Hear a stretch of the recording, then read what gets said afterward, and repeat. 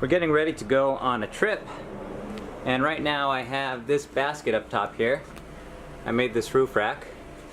The one from Honda was like 400 bucks, and I think it cost me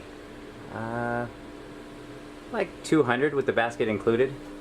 So 200 compared to 500 after having to buy the basket for the Honda version. Yeah, we're not doing that. But now I have this room in the back. Right here I have this extra like 15 inches, you can see. And so what I'm going to do is add this thing right here on the back. I just picked it up at Walmart. It's supposed to be for a tailgate, but I'm going to try to mount it up top here. So let's see how that goes.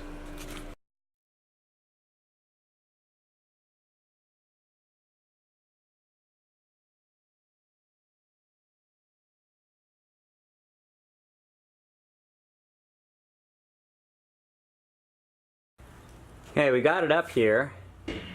But that center support in there, you can see right in there, it's just too long, and so it just teeters on the roof of the car.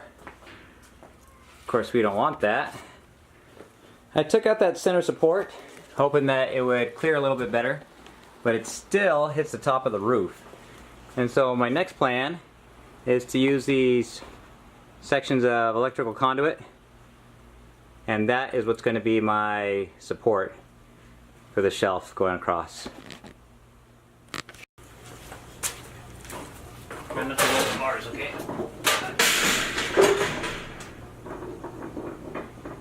Alright, good there. Cool. Do I get a shout out on my YouTube because I helped you? Yeah, sure.